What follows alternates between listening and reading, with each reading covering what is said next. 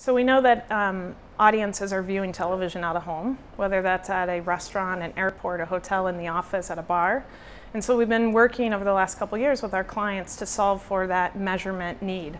And so our announcement, and recently today, just announced with Turner, signifies the ability to allow our clients to opt into a service to measure that out-of-home viewing segment.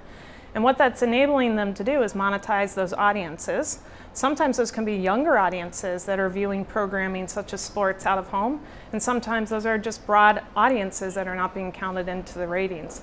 And so what this enables us to do is to count that lift into the measurement. And so in the case of cable sports or cable news, for instances, we've seen lifts on a total day at 8% or 6.5% respectively.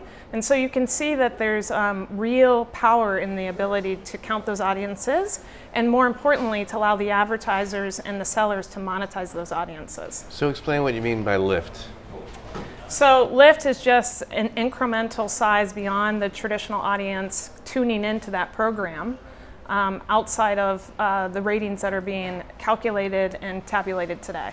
So will out-of-home be part of the ratings, or is it kind of a separate thing, or how do the programmers use that, and how's that presented to the buyers? Yeah, so we create a separate number. It's not directly contributing into the C3, C7, but it is a Nielsen metric that then gets made available to the buying platforms as well to allow the buyers and sellers to transact on those audiences. I think there's an acknowledgement that audiences have been fragmenting, and they're viewing not just inside the traditional living room floor of their homes, but outside of their homes, whether that's on a mobile device, a tablet device, a PC, as well as a traditional TV set in social gathering spaces. And so advertisers see the value in those audiences and in being able to monetize and capture and pay for those audiences. And so this really enables the industry as a whole to assign value to the audiences that are being captured and not currently tracked in the traditional ratings up to this point. So I know it's hard to look into the crystal ball, but how do you see this rolling out over the next year in terms of counting viewership in out-of-home? And also, could you just explain how you guys count out-of-home? Sure.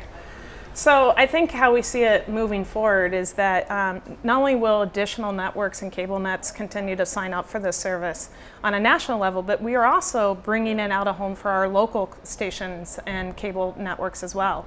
So we really see this as a broad coverage play to ensure that these audiences are being counted across our national ratings and our local ratings alike.